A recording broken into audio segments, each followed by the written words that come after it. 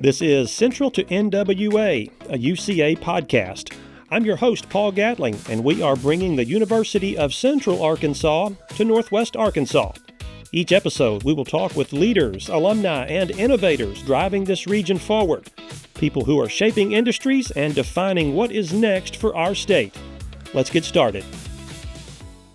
All right, welcome into another edition of Central to NWA, a UCA podcast. I'm your host, Paul Gatling, and my guest today is Colonel Lionel Riley of the Arkansas Air National Guard. Now, Lionel has spent decades in uniform, but he also lives and works here in Northwest Arkansas as the Chief Human Resources Officer at Riceland Foods, which, of course, is in Southeast Arkansas. So that makes for an interesting commute, which we will get into, among other things. But and he also, with his wife, Alicia, owns a Graze Craze charcuterie franchise just down the road from Bentonville High School. So we've got a lot to discuss today, a lot to get to, but it's the combination really of military leadership, corporate leadership that I think is going to make for a really interesting conversation. So we're glad you were with us. And Lionel, glad you're with us. Great to see you. How you doing? I'm doing well, Paul. And hey, thanks for the invite. And I'm excited to be here today. Well, I know you know this, but the first question I want to have, and I have many, how many miles do you drive in a typical work week? As we said, you live here in Bentonville, but you've got a triangle going. You're all over the state in a typical work week. I am. I'm from Bentonville to Jonesboro to Stuttgart, sometimes to Little Rock, and back up to Bentonville. So it's about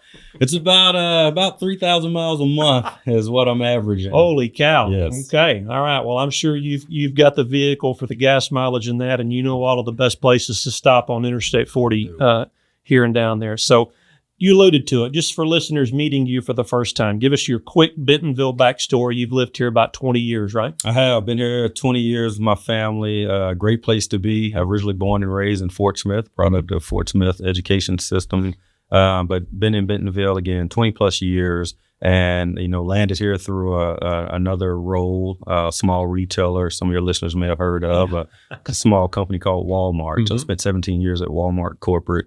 And that's what brought my family here to Bentonville, and it's been great. Yeah.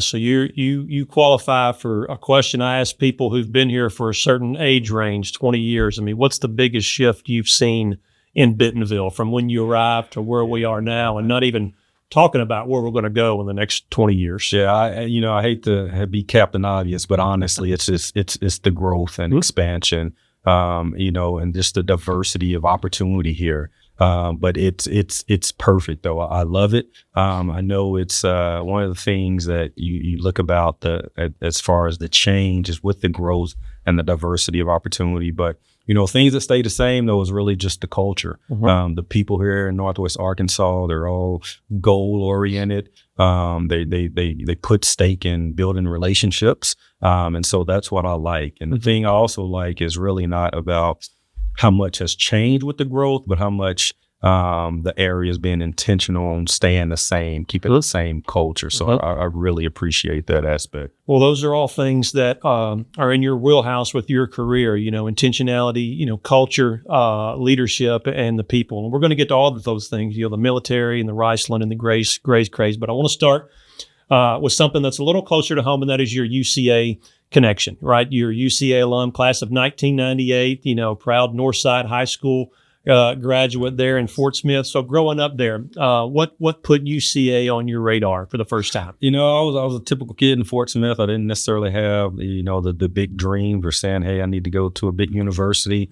But I knew I wanted to go to college. And UCA was on the radar because it was fairly close, an hour and a half away. Affordable, and not too big. I think when I landed at UCA, it was right at 8,000 students, which is a nice size population coming from Fort Smith, a little sleepy town, and not needing to be, such in awe of a lot like the University of Arkansas or other large universities. But and UCA to me was attainable. I knew I could probably go there and meet my goal of graduating college. So. Was selected and attended UCA. Great experience. My quick UCA story is, going up there on my first day, and my parents and I, and dropping me off, and got my 2 suitcases and a Foot Locker that got me the school supplies. And so we pull up in front of Arkansas Hall. From the other UCA alum are listening in. I lived in Arkansas Hall, and we had students come up. They had white shorts on and orange shirts. And on those orange polos had SOS. I was like, what is that? And it stood for Student Orientation Staff. But they came up with big smiles, started grabbing bags, asked me where my room was, talking to my parents, escorted me to my room in Arkansas Hall, and said, hey, one of them said, hey, there's a mixer at 4:00. Are you going to the mixer? And I was like, well, yes, I don't know. And it was like, hey, it's going to be at the Fair Center. Matter of fact, I'll be back at 3:45. I'm like, okay. So we go and then we unload, and, honestly, my parents left, and, I really lost track of time. But I'll tell you, at 3:45, I heard a knock on the door, open the door. There was a student orientation staff member saying, hey, come on, let's go to the mixer, right? Bringing me along, or grab my roommate, and off to the mixer we go. And that right there was just, I knew I landed in the right place. That sense of belonging, welcoming, and ushering you along, right? Because again, would I have gone out on my own? Probably not. But because she said she'll be back at 3:45, she was back. She said, come on. I went, had a great time. And I knew right then, I said, I want to be a part of this. And then just fast forward, next semester, I applied, was selected, and I was part of the student orientation staff for the next couple of years. Right. And it's telling you, it's one of the best feelings in the world of being able to just meet people where they are and kind of usher them along, let them know they're welcome and feel belong, and say, hey, come with me. Yeah, what a great memory. And you'll love to know they still have those orange shirts. They still do that. It's one of the points of pride. Awesome. Move-in day there at campus. The whole campus community gets involved and pitches in. Any other memories, or maybe lessons, or professors or classes that stick with you from your time in Conway? Multiple. I'll tell you another thing. So I'm a graduate with a BS of community health education, right? And now look at me today. I'm in human resources and, in the military. But, going through that, the thing I learned, and just some of the professors, Dr. Fox, over health sciences, that instilled is that, show up, do the best you can in class, and the rest will follow. And that's what I did. I wasn't an A student. I didn't have the highest ACT score, but I showed up every day to class. I turned in my assignments. I took feedback, which I think is a critical skill set that everyone needs to know. That it's not critical, or it's not putting a thumb on you, but critical constructive feedback is needed for growth. And I took a lot of feedback during my days at UCA, from education to organizations. Other things that stand out, just meeting lifelong friends. I had an opportunity to meet couples who would invite me to their home, cook dinners, and allowed me to see how other couples and families operate as well, and still give me that homegrown feeling when I was away from home. And I mean, there's lifelong friends that I've created that I still stay in touch with today. So I enjoyed my time at UCA. I tell people today that, if you are going to attend four-year university and you're in Arkansas, and you might think the other one, the flagship, is too big, UCA would be the perfect place for you to attend. I am so, it warms my heart to hear you mention Dr. Fox, Dr. Imogene Fox. She is someone she has known me since the day I was born. I grew up in Bald Knob. She was from Bald Knob, drove back and forth to Conway every day, and is still feisty as ever, and is still I see her 2 or 3 times now a year through my job now at UCA, and at a football game, or just here and there at a scholarship reception.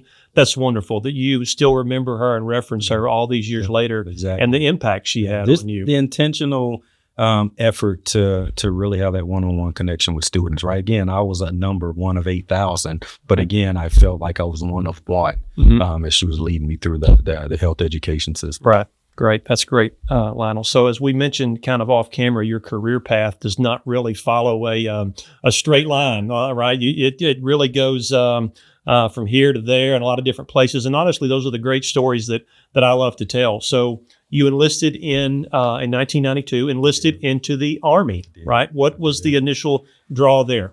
I'll tell you, so the Army, I was not recruited. A recruiter didn't have to come looking for me. My father served in the Army, and I knew I wanted to serve in the Army. And I'll tell you, the discipline, the accountability, The challenges that it brought all were just perks. I was following in the footsteps of my father. I knew I wanted to serve. So I enlisted in the Army. And a quick story about that is I was at the recruiter, and the recruiter said, hey, you want to be a driver? You're going to drive officers around and drive troops around. I was like, okay, that sounds good. Again, I just wanted to enlist. And so fast forward, I graduate high school. 3 days later, I land at Fort Benning, Georgia, was the name of the time, home of the infantry. And lo and behold, I had signed up to be 11 Bravo infantryman. And I wouldn't trade that training for anything in the world, honestly. But it was a little bit of shock when I went and told the drill sergeant I was supposed to be a driver, and he said, "You're going to drive these feet." And so, but the infantry, we have a motto of lead the way, and that mantra sticks with me even today, even in my current role as mission support group commander. But back in the day, when I first enlisted and saw that sign and was awarded that infantry blue cord. That lead the way slogan has stuck with me, and I utilize it all the time. So after Fort Benning and those memories and that quick introduction to what we're doing here, what do you recall about just really your career as an enlisted man the next 6-8 years? Yeah, it was great. Just being able to come out of that shell. I was a young kid when I joined, and it humbles you real quickly, but it also instills a level of confidence beyond whatever you think you could accomplish.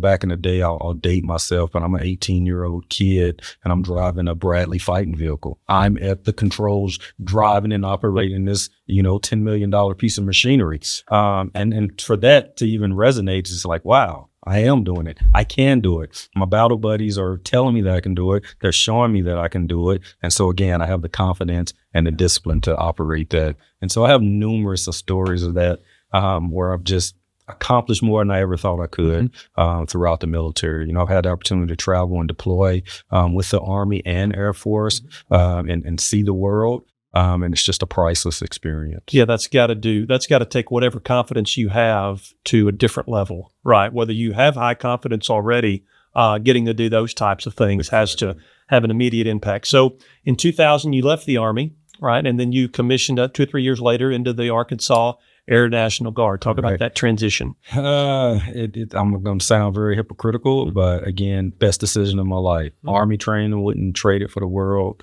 but transferring to the Air Guard has just been one of those, career trajectories, changing initiatives that I'm just super proud of. My Army unit was disbanding and they were separating. Had an opportunity to go to a unit in Lake Village. And again, I'm like, Lake Village, that's 4.5. Now that's nothing to me. But then I was like, who wants to travel way down there for that? And growing up in Fort Smith, I knew about the air base. My sister was a part of the 188th. And so I started having conversations with the recruiters. And I interviewed, and I happened to interview with Colonel Dallas was the base commander at the time. And we had a services commander position open. And he selected me, and that started my career in the Air National Guard. So I led services, which is dining hall, lodging, mortuary affairs. So we service everything we call from the beginning to the ending of your military career. And, and from there, I had several other roles with equal opportunity intelligence, which is our current mission set that we operate out of. And now I'm currently the mission support group commander on base. Right. And last year, your most recent promotion, big one, to colonel, taking over the mission support group, about 350 Yeah, people. 400 plus, 400 Paul. plus Yes, now. Okay. yes, All right. The website is outdated that I saw they need to update that number. So talk about that role, what it means to you, and just the overall work that you do down at Ebbing. I'll tell you, it's a huge privilege, and it's not lost on me the responsibility that I have, and the privilege to lead 400 plus airmen. It is a huge mission set. The mission support group consists of 5 squadrons. So civil engineering, force support squadron, communication squadron, security forces squadron, and a logistics readiness squadron. And every one of those squadrons touches every part of that base. Every part of that base, state and national level. And again, it's not lost on me to have the privilege to lead, but we're doing a lot of great things down there. If some of your audience knows that we used to be a fighter base because we had those aircraft down there. The most recent aircraft we had was the A-10. Then we transitioned to ISR mission, which is Intelligence, Surveillance, and Reconnaissance Group. And then now we have FMS, which is the Foreign Military Sales. So for people in the River Valley, they're starting to see and hear the sounds of those jets again as we're partnering and training international F-35 pilots, and we'll have some F-16s back on the ramp here real soon. So yeah, it's been incredible. The landscape of that base has just changed. It's kind of like Northwest Arkansas. The growth has been tremendous. We've added head count. We've added a lot more infrastructure to be able to support the aircraft that's coming back online. And it's a lot going on down there. Yeah. You've got from Singapore and just all over the world that are going to start, branching out and touching every part of everyday life in Fort Smith and that metro. So 33 years now, Lionel, Don't age me, Paul. in the military, 33 years. That's a good age. Hey, we're both good age. 33 years. How has that, just kind of encapsulate that, how has that shaped your leadership philosophy, whether it's your military leadership or what we're going to get into a little bit later, your corporate leadership, the private sector? Yeah, I'll tell you, from the military standpoint, and it sounds cliche, but just the discipline that is needed, the discipline that is instilled, it just pays true dividends. Discipline, I'll tell you also as an officer, trust. I mean, of course, you look at titles and rank and say, hey, you must follow me because of my rank I have on my chest or the title that I hold. But I'll tell you, it's much greater than that. It really comes with trust. The trust that the airmen and soldiers have in you, the trust that they know you have their back, and the trust that they know that anything that you are requesting them to do is something that you have either done yourself or will be right there shoulder to shoulder doing it with them.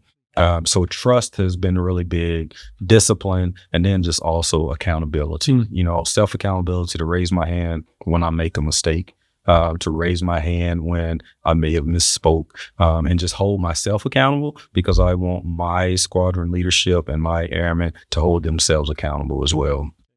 All right, let's go to Riceland Foods now, and in this part of your life. You mentioned 17 years with Walmart, a lot of HR strategy, recruiting strategy at the highest level with that organization. A couple of other stops, but then you went to Riceland. What I think it'll be 3 years next year, coming up. May, 3 years in May. All right. So how did you land there? And for people who may not know Riceland other than just the bag in the pantry, how did you get to Riceland Foods, and what is the overall scope of that company that's based in Stuttgart, which is about 4 hours away? Exactly. So it's typical, right? The recruiters reached out. They find you. You get those in your inboxes sometimes. Some you entertain, some you don't.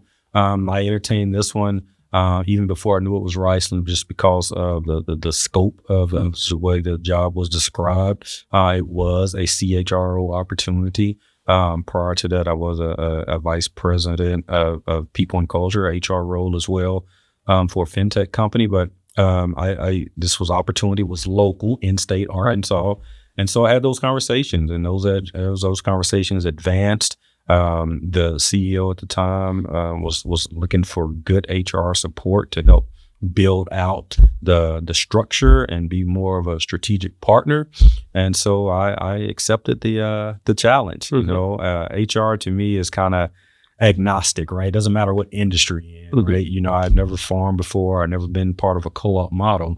But again, people, resources, culture, engagement, all of those are consistent within human resources. So yeah, what is universal, I guess, about Arkansas workers? I mean, you're bouncing between three pretty distinct regions, right? Bentonville, Northwest Arkansas, and then down to Stuttgart, Southeast Arkansas, and then to Jonesboro is pretty much your triangle that you spend a lot of your working time in. What is universal about the workforce, and then also what is distinct about those workforce? So, what I believe is universal is just, people want to work.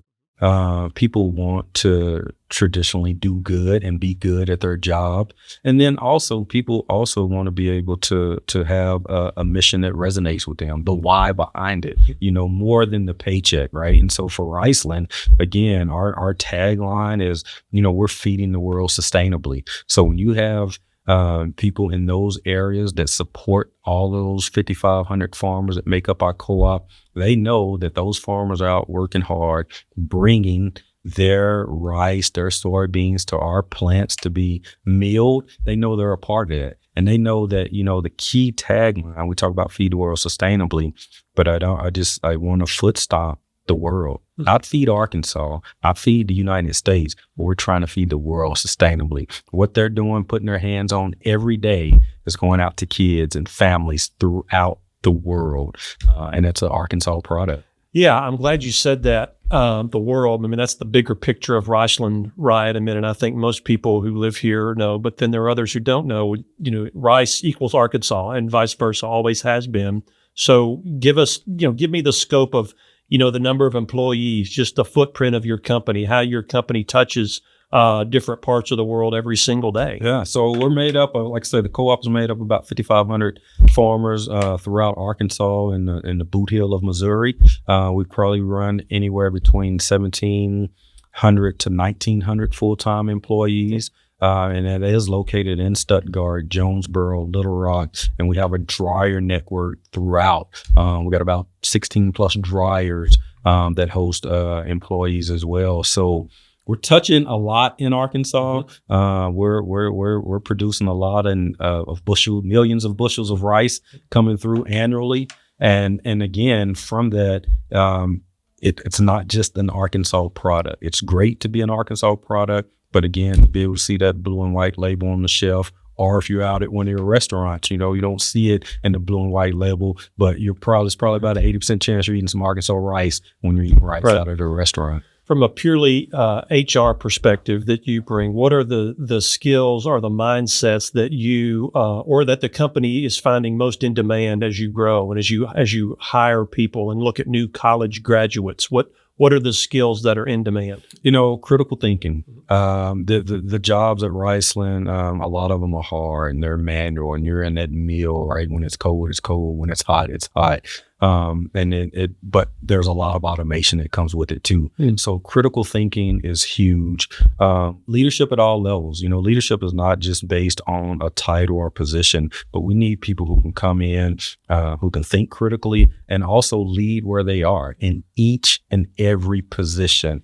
So leadership, critical thinking, and then, just the personality piece of it. We're in a generation today where we have multiple generational workforces together, from the baby boomers to Gen Z to Gen Y, all hodgepodge together, right? And so from an HR standpoint, it is kind of zooming out and saying, ensuring that all are working and getting along and engaged and understand the why, and how do we have the resources and perks needed to maintain the retention that we need to keep processing those millions of bushels of rice annually. Right. Well, I mean, Riceland is, one of those Arkansas brands, Arkansas brand name, great company. You've got a really interesting job. I'm sure, like we said, it'll be 3 years for you coming up in the spring. But just to keep life a little more interesting, you and Alicia, your wife, decided, I think we need to have a small business in Bentonville. We want to open a franchise. So small business ownership, you own a Graze Craze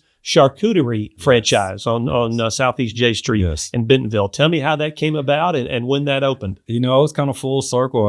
The idea came about through a military transition program. So I'd signed up and they were talking about, hey, what do you do after the military? What opportunities are available? We looked into franchising, out there a few assessments and some vetting. We kind of whittled it down to 3 opportunities, and Graze Craze kept hitting at the top. So I went and made the visit to the founders, founded in Oklahoma by a veteran, an Air Force veteran. And this was about 4.5 years ago when I started the conversations. And so we're still at the ground floor. Those are the good things for me. That one, it was a business model that I knew was sustainable. It was a business model that I knew would do well in Northwest Arkansas.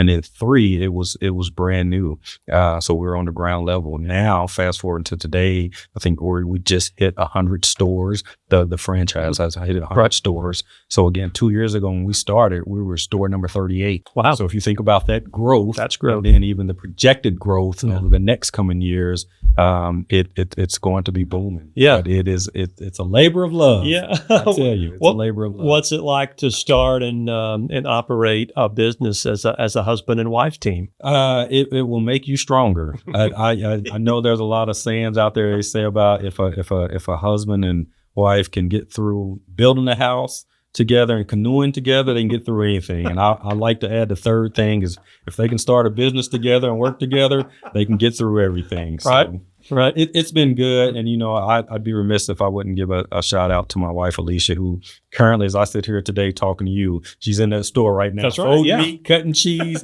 getting those boards ready for the holidays. Yep. And she does a tremendous job. A lot of hours, Paul. Nobody loves your business more than you do.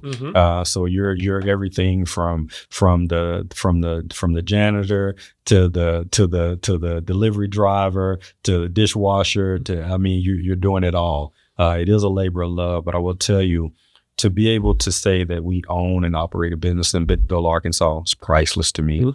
To be able to afford opportunities for others to employ them, priceless. And the third thing is just really priceless is just getting the feedback from our customer base on a product that we deliver consistently. It's priceless. So in terms of growth and business ownership for your franchise, any growth opportunities elsewhere in Northwest Arkansas? Are you still focused on the one store, or are we 100% focused on that? But like any business, as you think about scale and market share, I am looking to expand and open up our second store in Fayetteville. So actively looking for the right spot that makes sense. We currently service Northwest Arkansas today out of our Bentonville, but again, as market share and the demands become more prevalent, that's going to be a second location where we can just expand our offerings even more. One thing I remember about the first time you and I met in downtown Bentonville last year. Two things. I remember, and this speaks to your military precision and your customer service of your Graze Craze. You had Alicia deliver us a small Graze Craze board while we were meeting at the Ledger in downtown, just like that. Blown away. I still remember it, obviously. I remember that great touch. But really, besides that, we had a great conversation. You have a deep sense of responsibility to kids in Fort Smith, Northside High School. You and Alicia have a scholarship for Northside High School seniors, right? Why is that important to you? It's super important, Paul, because I know there are students who are just like me. Again, I stated I didn't have the highest ACT score. I didn't graduate with honors. I didn't have a 4.0 GPA when I graduated, but yet I still wanted to pursue education. And I didn't know what that was or how I was going to do it. So it's important for us to be able to give back because, again, the name of the scholarship is the Future Solutions Now Scholarship. And on the application, it says we're looking for students with grit and determination. There's no minimum GPA requirement to apply. There's no minimum ACT requirement to apply. There is an essay to tell us how you're going to use the funds, but everyone's not going to go to a 4-year university. And in today's world, the trades are just as important. Barber school, cosmetology, medical assisting, graphic design, the welding, the plumbing, the HVAC. And I don't want students to be limited to say, you know what, I don't want to attend a 4-year university, but I may want to go to this community college, or I may want to obtain a certificate in X. And I don't want them to be stifled by lack of funds, resources, or money. I want them to know that it's completely acceptable as long as you continue to show up with that grit every day and do what you're supposed to do. If we can help support that in any way, that's the goal. So that's why it's important to me. Do you think, does that message resonate with them? I mean, maybe that they haven't heard that. Like when people think of college, they think of, 4-year option. Does that resonate with them when you talk about and encourage them to pursue higher education or UCA, whatever that looks like? Does that message resonate with them? It does, because it gives them a different signal of like, I thought this, but is it okay? Is it acceptable? Or is this what the world says I should be doing?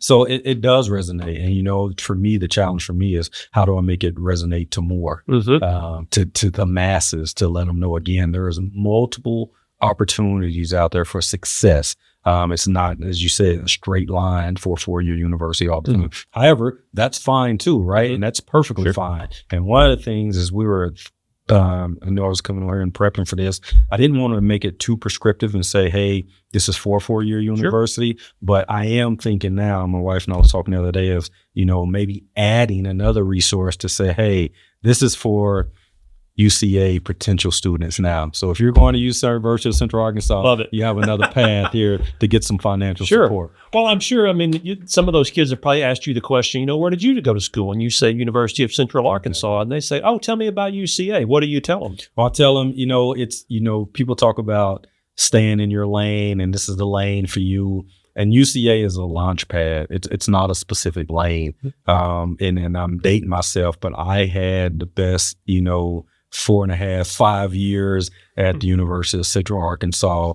Just the foundation of education, work, study, jobs, again, being held accountable to be where you're supposed to be on time, providing customer service to other students, et cetera. But I tell them you can do anything you want to do. Look at me today, yes, as a chief human resource officer for $1 billion company, as a full bird colonel in the United States Air Force, as a business owner in Bentonville, Arkansas, with a Bachelor of Science of Community Health Education from the University of Central Arkansas. So you can do whatever you want to do. And UCA is a great place to start your post-secondary education. Yeah, you ticked off the 3 pretty big things right there. Full bird colonel, HR at $1 billion company, and small business owner. Let's talk about where those things intersect. Your military leadership versus your corporate leadership, and you talked about your 17 years at Walmart, and then a couple of other things at the corporate level.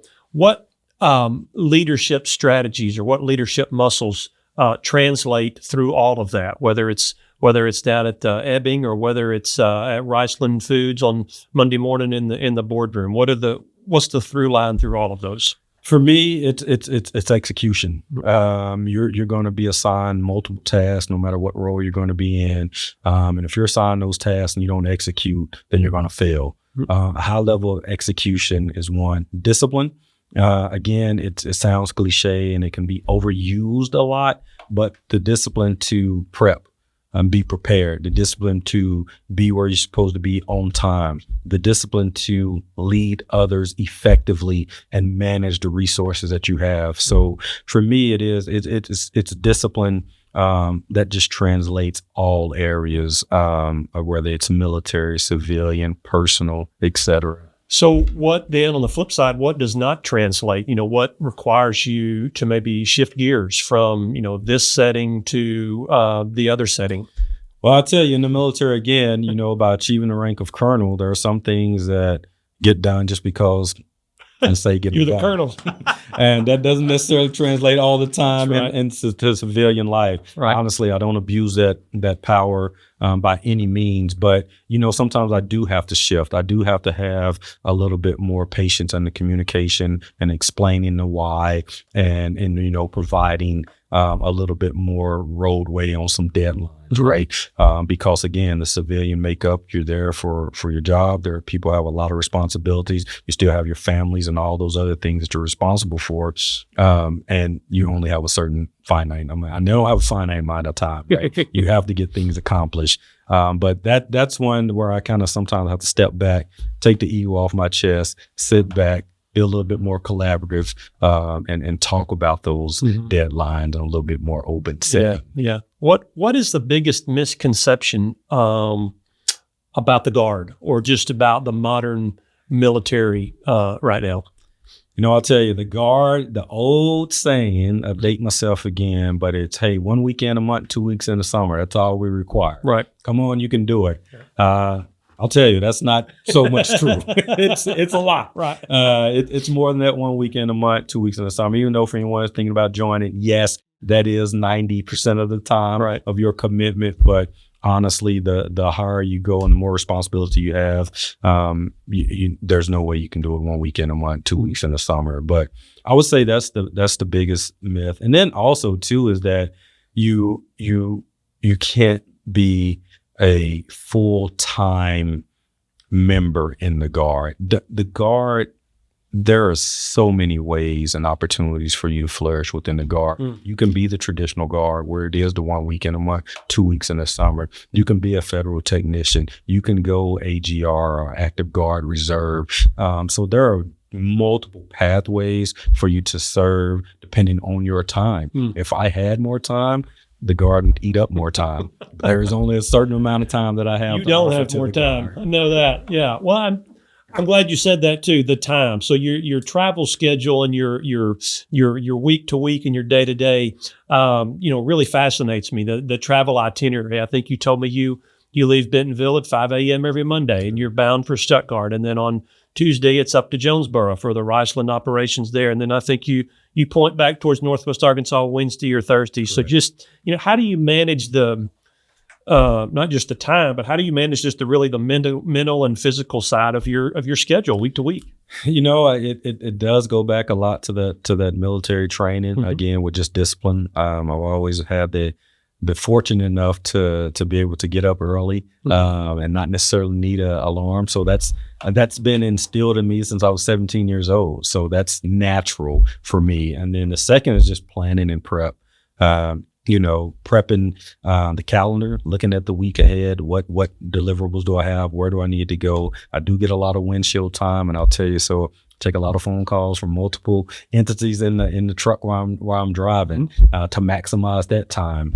And then it's just, home prep, the packing, being able to spend family time together and kind of box that, and, put some parameters around that time and dedicate time to that, as well as also running operations for the store. Again, my wife is there 105% of the time, and we're talking about titles. I do have another title there. It's CDO, and a lot of people think that's Chief Diversity Officer, but it's the Chief Dishwashing Officer at Gray's Craze. So if you're eating in our product, I would tell you those dishes are the cleanest that you'll ever see, because I'm at the helm of washing those right. on the weekends and at nights when I'm at home. Right. But it just goes back to prep. Just if I take it in. Charcuterie means, the key to effective getting boards out on time is the prep, having those items prepped. And it's the same thing with me and my travel schedule, having my bag prep, having my calendar prep, having what time I know I need to hit and be on the road and be back and all of that. So preparation is key. What does a typical Sunday night in your household look like as you're getting ready to start it all over again?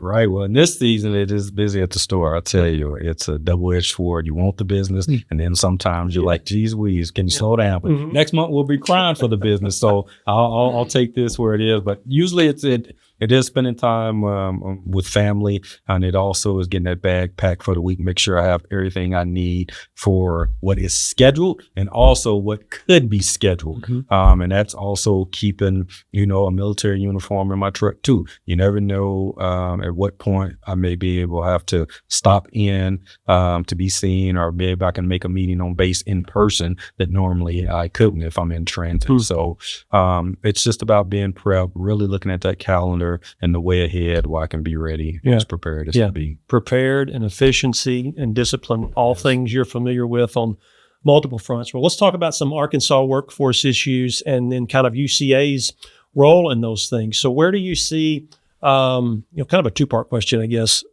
Where do you see Arkansas workforce trending in the next 10 years, just as far as the skills? Yeah, so tech-enabled. Mm-hmm. Technology is here. Innovation is here.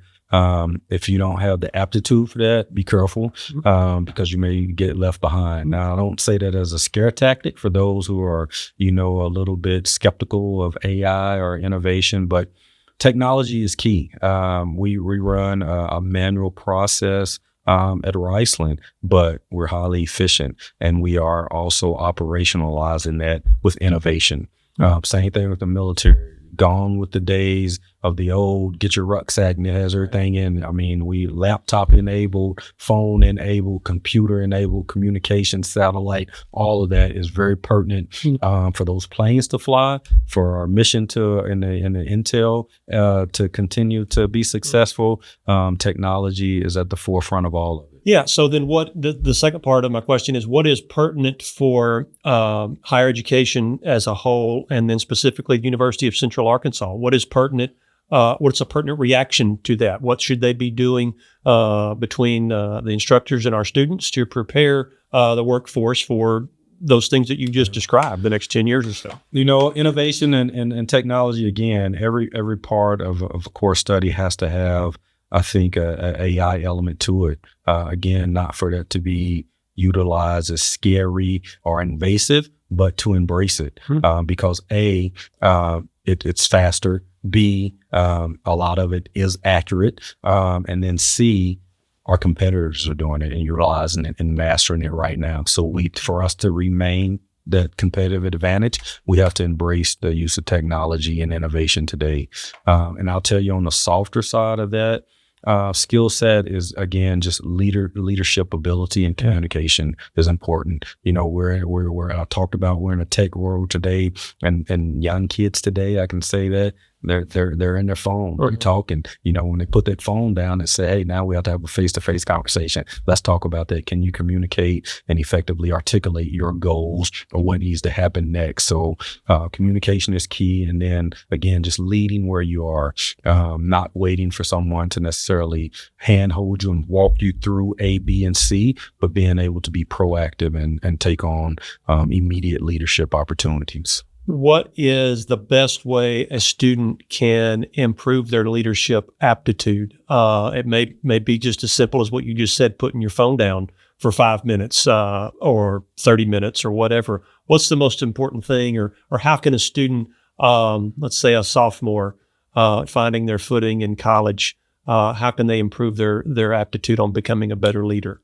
Get out your dorm room if you're staying on campus, and get on campus if you're staying off campus. The good thing about UCA and other colleges and universities, there's a plethora of organizations and affiliates and all of that, and each one of those has an opportunity to serve. So if you're an opportunity to serve, volunteer, that right there to me is training that leadership muscle, because again, you're owning a task or a project, whether it's a sign-up sheet, a volunteer to be somewhere, to hand out things, to donate, to recruit. All of those will flex that leadership muscle and take ownership of, hey, I'm responsible for this goal. It's my job to achieve that goal. In this organization, I have the opportunity to do that. And it doesn't matter what. It doesn't have to be this big thing. Don't have to be responsible for the budget or all of that. But there are tasks. The work has to get done. Right. There are things you can be responsible for. It doesn't have to be the great big thing. So, all right, I've got a few questions here I just want to throw at you real quick. We talked about one a minute ago, how you spend your windshield time. You take some phone calls, but aside from that,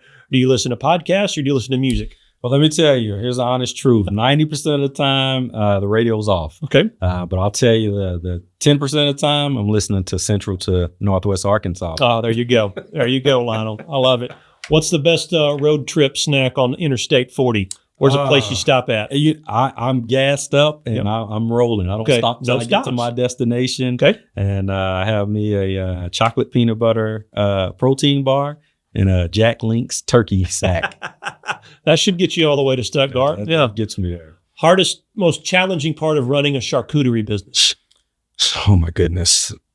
The attention to detail and the timing, right? So we love customers who order ahead because we can plan our labor, but we know the world doesn't operate like that. So there's impromptu orders. There are people who forgot. There are events that come up that they're in charge of getting the food, and it's like, hey, I need this real time right now. And as a business owner, my first response is yes.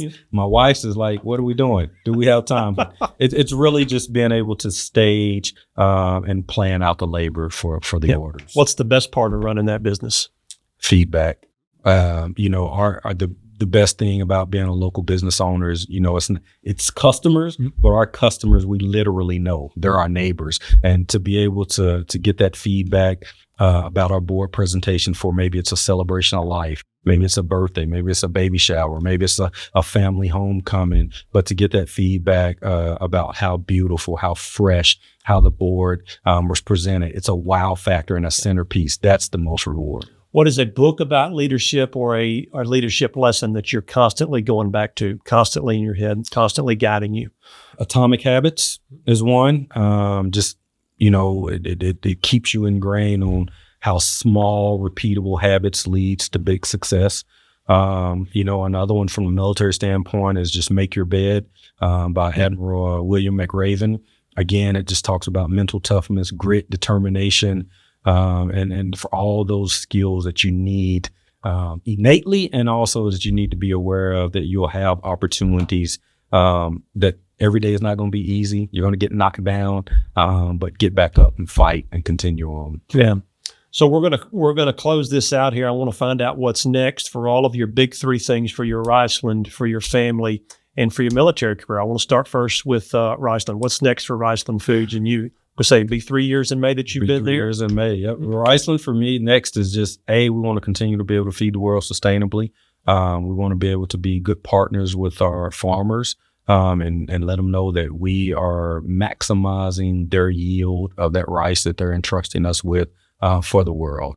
We also want to make sure that we're focused on the next generation of workforce, make sure we have the right labor mix. Today, everything is so expensive. There's no labor costs, resources, et cetera. Everything has just gone up exponentially. So we want to be mindful and good stewards of our financial resources. What is next for the 188th and your military career? 33 years. 33 years. I can say this with great pride that I am on the downhill slope. Yeah. I probably got another couple of years max left in me. Yep. And what's exciting for me is just to continue with the FMS missions, to get more F-35s on the ramp, more F-16s on the ramp, and supporting that flying mission. I think is just going to be great for the River Valley and the state of Arkansas. Right. And what is next for the Rileys in Northwest Arkansas? For my wife and I, hopefully just to be the best grandparents that we can be. We're grandparents to twin 3.5-year-old boys, which is just a great job. And we want to continue to do that, continue to be good neighbors in the community, and hopefully be able to grow and expand our Graze business. Yeah. Well, good segue. How can listeners support you in your work, whether it's the Guard, whether it's Riceland Foods, or maybe more importantly, Graze? I'll tell you. So if it's the Guard, if you're 17 years to 31 years old and you thought about joining the military in general, do it. It's changed the trajectory of my life. It's been one of the greatest decisions I've ever made. So don't be scared. There's a lot of opportunity, a lot of tuition assistance, a lot of perks to joining the military, and there's no better place to be a member of the National Guard than the state of Arkansas. And second, for Riceland, for Riceland again, I'm just going to continue on to make sure that our workforce is set. And that we have the procedures and the culture in place to make sure we're maximizing engagement and keeping the best workforce possible. Right. And what's that website for Graze Craze if I'll get home tonight and I want to order me a board? grazecraze.com/Bentonville-AR. Order it up. Yeah.